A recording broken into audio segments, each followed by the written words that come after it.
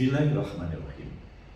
Selamat datang di Prodi Ilmu Komunikasi, Fakultas Ilmu Komunikasi, Universitas Padjadjaran.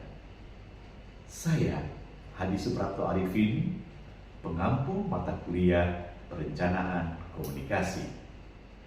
Saudara, selamat bergabung di kelas pembelajaran Perencanaan Komunikasi.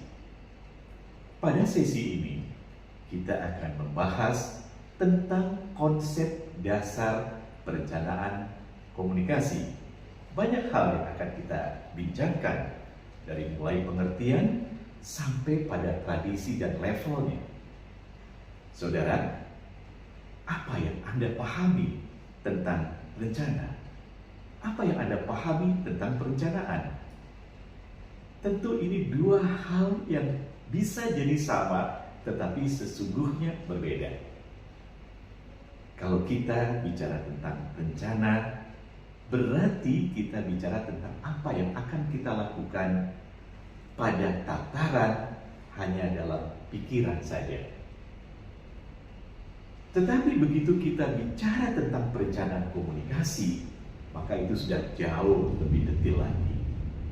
Kita sudah menyiapkan berbagai program komunikasi dalam konteks yang tertuang pada dokumen. Mari kita lihat pengertiannya. Nah, ada banyak sekali pengertian tentang perencanaan. Saya hanya akan coba bentangkan dua saja, karena pada hakikatnya hampir sama. Kalau kita lihat dari Waterstone, perencanaan adalah usaha yang sadar, terorganisasi, dan terus-menerus guna memilih alternatif yang terbaik untuk mencapai tujuan tertentu. Tolong digarisbawahi, memilih alternatif yang terbaik untuk tujuan tertentu. Sementara itu, Albert mengatakan bahwa perencanaan adalah suatu proses untuk menetapkan apa yang ingin dicapai pada masa yang akan datang, serta menetapkan tahapan-tahapan yang dibutuhkan untuk mencapainya secara efisien dan efektif. Tampak berbeda, tetapi pada hakikatnya sama. Intinya adalah untuk mencapai sesuatu yang berorientasi ke depan. Dan itu bisa dicapai secara efisien dan efektif melalui tahapan-tahapan. Mari kita lanjutkan. Oke, ada fungsi dan tujuan perencanaan dan identifikasi masalah. Nah, di dalam konsep perencanaan, berarti kita akan memulai dari identifikasi masalah. Banyak alternatif yang ada di hadapan kita semua. Kita kemudian mencoba mengidentifikasi persoalan-persoalan yang sekiranya akan bisa menghadang produk kita. Berikutnya ada memberikan fokus atau pedoman pada tujuan. Tentu kita punya tujuan karena orientasi ke depan, dan selalu tujuan itu untuk orientasi yang lebih baik. Di dalam konsep perencanaan inilah kemudian kita semua bisa fokus agar tujuan menjadi ajek. Apalagi meminimalisir terjadinya pemborosan sumber daya. Dengan perencanaan, kita kemudian dapat mengidentifikasi masalah, kita dapat mengidentifikasi berbagai sumber daya yang kita butuhkan. Sehingga tidak semuanya akan kita coba. Apapun sumber dayanya, sumber daya manusia, sumber daya teknologi, sumber daya regulasi, sumber daya yang lainnya. termasuk juga keuangan. Nah, disinilah kemudian kita bisa meminimalisir terjadinya pemborosan-pemborosan. Melakukan perkiraan terhadap kendala.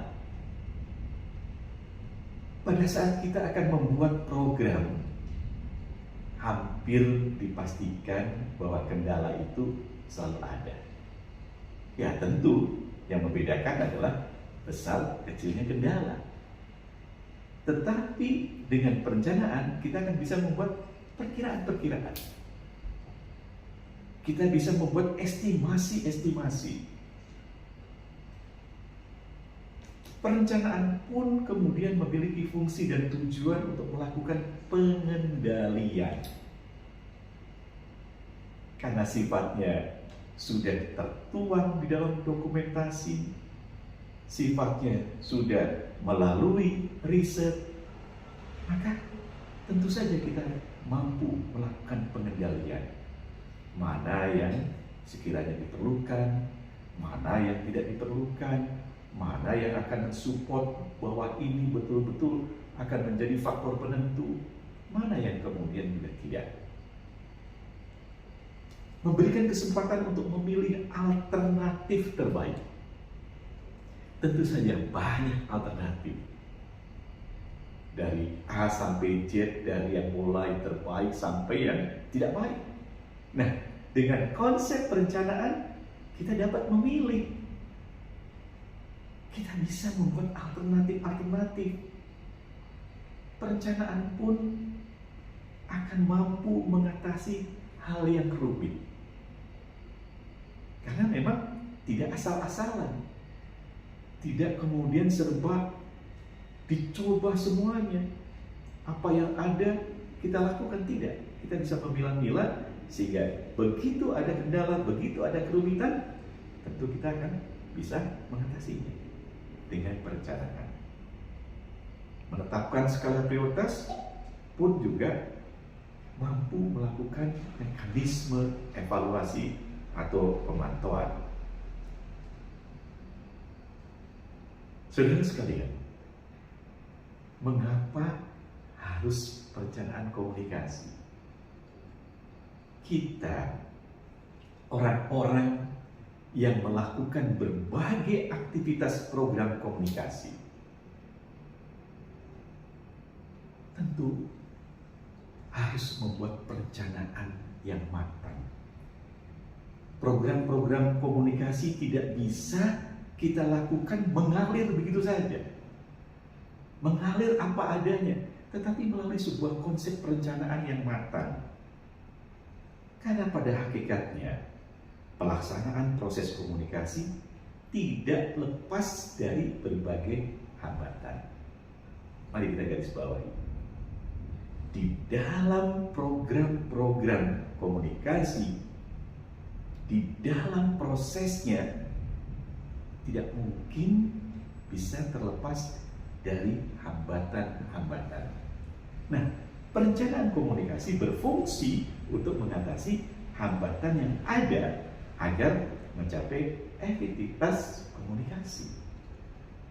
Jadi disinilah kemudian perencanaan diharapkan akan dapat mengatasi hambatan tadi.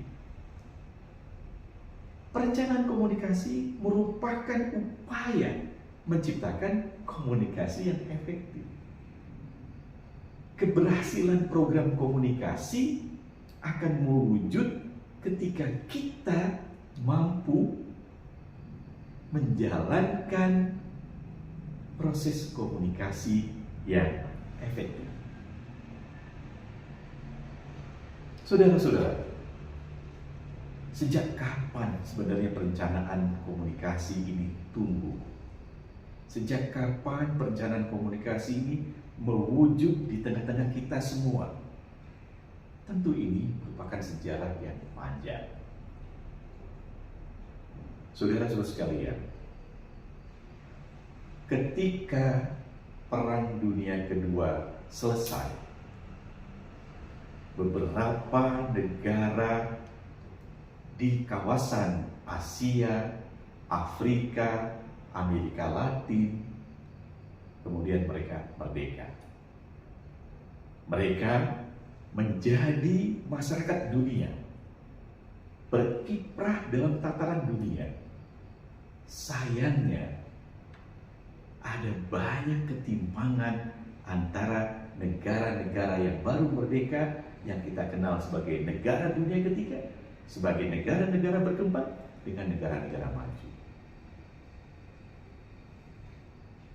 Negara-negara maju yang dulu mengeksploitir negara-negara berkembang ini, kemudian merasa khawatir bahwa ketimpangan ini kemudian akan melahirkan ketidaknyamanan dan ketidakamanan dalam tataran dunia. Maka kemudian mereka melakukan politik balas budi, mencoba untuk meningkatkan kesejahteraan masyarakat di negara-negara berkembang. Ini menjadi hal yang sangat penting sekali. Maka sejak itulah kemudian negara-negara maju membuat program-program peningkatan SDM negara-negara berkembang melalui berbagai bantuan-bantuan. Program pelatihan, difusi inovasi, dan kajian riset operasional. Intinya adalah untuk meningkatkan kesejahteraan masyarakat di negara-negara berkembang. Maka di saat itulah kemudian dikenal sebagai program komunikasi pembangunan.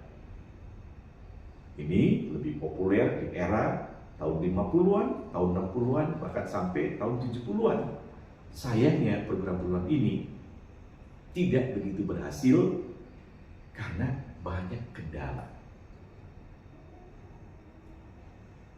Saudara-saudara sekalian, dari sisi sifat, perencanaan komunikasi selalu berorientasi untuk pengkondisian masa depan yang lebih baik. Jadi kalau kita bicara tentang perencanaan, sesungguhnya adalah upaya-upaya untuk menciptakan sesuatu yang lebih baik di era ke depan. Perencanaan juga sifatnya formal dan tertulis mengenai apa yang harus dan akan dilakukan. Yang tadi saya sampaikan di depan, bahwa jika itu perencanaan, maka tentu saja formal, tertulis, tertuang dalam dokumen yang resmi, kalau itu menjadi sebuah program yang besar.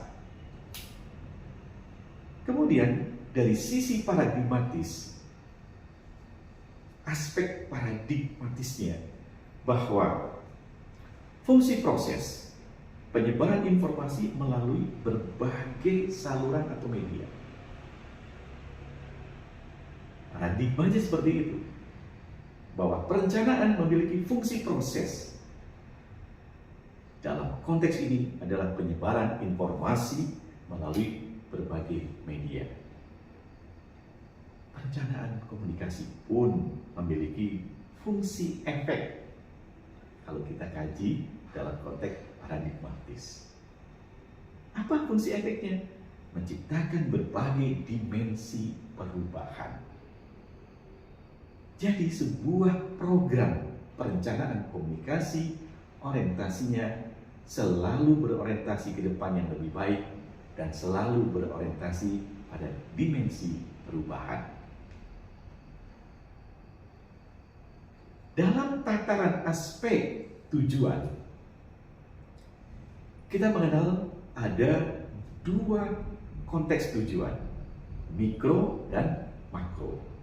Dalam konteks mikro, menciptakan perubahan perilaku pada khalayak sasaran mencakup aspek kognitif, afektif, konatif, maupun psikomotorik. Sementara dalam konteks makro, pada tataran yang lebih besar lagi, menciptakan perubahan sosial pada sistem sosial. Dari sisi aplikasi, kita akan lihat bahwa perencanaan program komunikasi merupakan bagian yang tak terpisahkan dari proses pengelolaan sumber daya komunikasi dalam menciptakan komunikasi efektif dalam berbagai konteks komunikasi. Perencanaan komunikasi merupakan aplikasi manajemen komunikasi. Bagaimana tradisi perencanaan komunikasi? Komunikasi dalam konteks ini difungsikan sebagai pendukung pencapaian tujuan program-program pembangunan. Itu yang tadi saya katakan di dalam historisnya, bahwa ini adalah upaya untuk mendukung program-program pembangunan. Maka lahirlah kemudian komunikasi pembangunan. Misal dalam bidang pertanian, pendidikan, kesehatan, budaya, pengembangan masyarakat, dan sebagainya dan sebagainya. Dalam konteks ini hampir mencakup semua bidang pembangunan. Saudara-saudara sekalian, bagaimana dengan level perencanaan komunikasi? Mari kita lihat. Setidaknya ada 3 level dalam konteks sekali lagi pembangunan ya. Ada level project, di mana perencanaan komunikasi untuk mendukung pencapaian suatu proyek. Oleh karena itu, pada level ini dikenal dengan istilah perencanaan operasional atau perencanaan teknis. Di tingkat berikutnya ada yang kita sebut dengan level sektoral. Di level sektoral inilah perencanaan komunikasi berada pada tingkat departemen. Kalau di dalam pemerintahan itu ada pada level kementerian. Oleh karena itu, pada level ini dikenal sebagai perencanaan taktis. Dan di level yang lebih besar lagi, di level nasional, perencanaan komunikasi difungsikan, dirumuskan secara nasional untuk mengkoordinasikan perencanaan yang dilakukan di tingkat sektoral, sehingga kemudian ini dikenal sebagai perencanaan strategis. Inilah konsep dasar dari perencanaan komunikasi. Saudara, kita akan lanjutkan pembahasan ini nanti pada modul yang kedua, yaitu tentang identifikasi masalah.